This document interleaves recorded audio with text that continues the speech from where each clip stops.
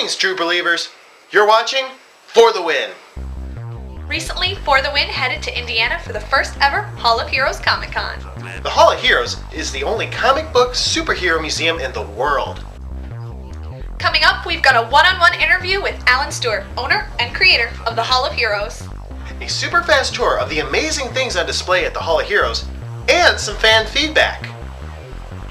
So you decide, Hall of Heroes, for the win? We're here at the Hall of Heroes, home of the largest collection of comic books in the U.S., and here in Elkhart, Indiana. Let's head on inside and see what's going on.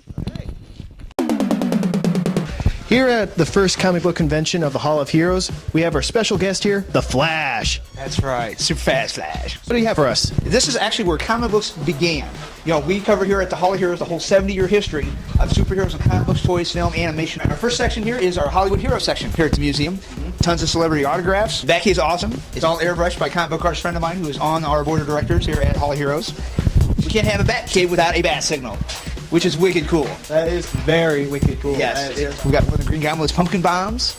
We have one of the Cape Keys from Smallville, one of the Batarangs used by George Clooney on the fourth Batman movie. So this is our Golden Age section right here, where we actually have on display an original Captain America #1. We also have the first action figures ever done. The first Justice League figures and the first Marvel action figures. We have the first ever Marvel comics. First Spider-Man, Fantastic Four, Hulk. The frame pieces on the wall, these are original animation cells. We have over 100 pieces of original art throughout our museum of either animation cells or original comic book pages like our Space Ghost pen. And then upstairs on our second story of the museum, which we're not going to show that, we're going to tease you a little bit. Let you come and see that, the rest of it. This is just a portion of our museum. Upstairs we have the Marvel and DC sections, Superman, Batman, Spider-Man. So Super Friends, you know, all of that upstairs. Actually, if you come for a regular tour here at Hall of Heroes, it won't be super fast Flash like normally, like we just did. A normal tour to do the 70-year history tour here at the museum takes about an hour to an hour and a half. Wow. During my tour with The Flash, I saw a lot of comic book history come to life. But I wanted to know, what do other guests like about the museum? Hey, and what's your favorite part of the museum here? Upstairs they got a pretty extensive Marvel exhibit, and I'm more of a Marvel fan than DC. Really? So, yeah. All right, nice. And you, sir? I would have to say the same. Just all the action figures they have upstairs, along with just some of the costumes, is really great. I'd have to say the Batman exhibit. I'm a Batman fan, and you know, like seeing all that. He likes Hulky though. Does he now? I think that a lot of the figures are really cool. I've seen a lot of stuff from my childhood here. Yeah. A lot of the Alex Ross figures here are really neat too. Yeah, I kind of like those too.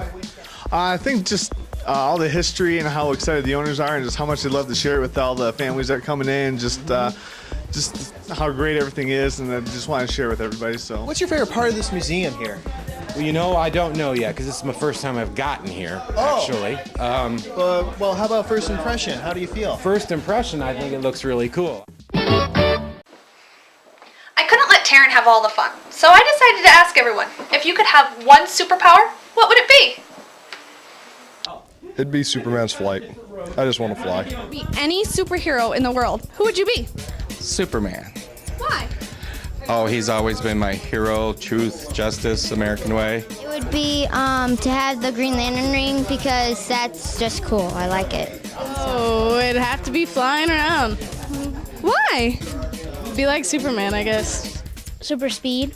Why is that? Because I could go travel places super fast. Flying. Why would you pick flying? Because I like bugs. The Juggernaut's power. Excellent choice. And you? The Juggernaut power. We're here with Tim the Balloonatic. And Mr. Balloonatic, what are you working on right now? Right now I'm making a parody of Thor, the God of Thunder. And you actually made this giant balloon Iron Man? Yep, parody of Iron Man. He's 6 feet tall, about 200 balloons, takes about 5.5 hours to make. Well, thank you for taking time out for us today. Have a great day. Although things were pretty hectic at the Hall of Heroes that day, we were fortunate enough that Alan took time out to have a one-on-one interview with us. We're here with Alan Stewart, owner and creator of the Hall of Heroes. How are you doing today? I'm doing well. Wonderful. We wanted to ask you a couple of quick questions. You betcha. Go right ahead. Okay, first, what inspired you to create the Hall of Heroes? Oh, it was just kind of insanity. I'm a comic book superhero addict, and it just grew and grew and grew. Wow, well, it's definitely a wonderful place to go. But you've got quite the collection. How many comics do you actually own? We've got between 50 and 55,000 comics. We have every comic book from 1958 to present, and then we have a lot of stuff pre-1958, a lot of Golden Age stuff that we're just kind of still filling in gaps. That's really very impressive.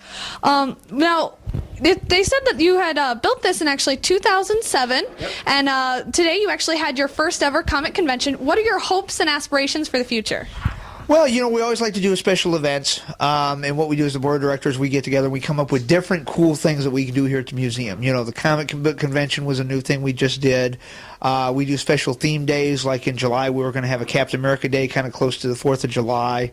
We're going to have, we do our really cool haunted house, our supervillain themed haunted house, which is our big event of the year in October. That would definitely recommend people come out for, because that's just super cool. That does sound really cool. And all of these events are actually, they're posted on your Facebook, correct? Yes. You can become a fan of ours on Facebook, find out about all of our events. I also do comic book reviews every week on Facebook. When we get new items into the museum, like artwork, different acquisitions, we put that on Facebook. If we're doing charity events and things, we put that on Facebook. Anything that we're doing, usually we put new posts up almost every day on Facebook. Now that's very cool. You're giving back to the community, and I heard that you actually offer, you know, things for schools and stuff. Tell us a bit about how educators can help improve their curriculum through the Hall of Heroes. You know, that's pretty, you know, a lot of them really don't know how to do it, and I actually have a teaching and history degree. So I've done a lot of work in the classroom, so what I do is I actually do lectures on how to use comic books in the classroom at some of the local universities. I work with teachers. I help them build lesson plans on any subject, any grade level. I mean, science, history, English, art, whatever, music, you know, we can do lesson plans. We're actually going to be working on a book called Comics in the Classroom. The book will be set up where each chapter will be how to teach a different subject, like one chapter for history, one chapter for art, English, science, and so on, complete with lesson plans in the book. We need funders and, you know, donors and sponsors to help with our educational programs and with our acquisition funds, because our other main goal here at the museum is to have a copy of every single comic book from the first appearance of Superman from 1938 to New Comics Now. Right now, we've got 50 of the last 70 years of comic books. So we're pretty well on the way, but the books we still need are expensive, and that's where a lot of our fundraising comes in. And then some of the books we need to take to get restored. So preservation of the historical artifacts of these old comics and toys, we're the only organization dedicated to that and using comics in education.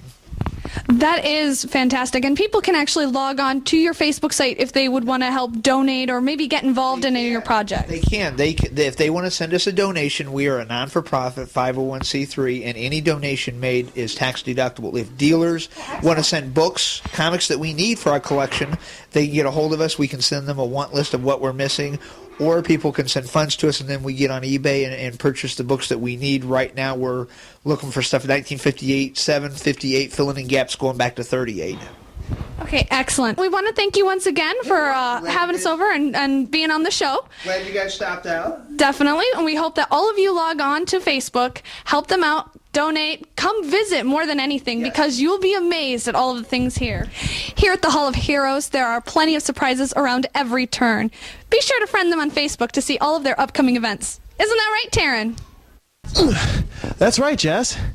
And don't forget to friend us on Facebook as well, where you can see all our upcoming events, which our next one will be C2E2. Hope to see you there. Hall of Heroes, definitely for the win.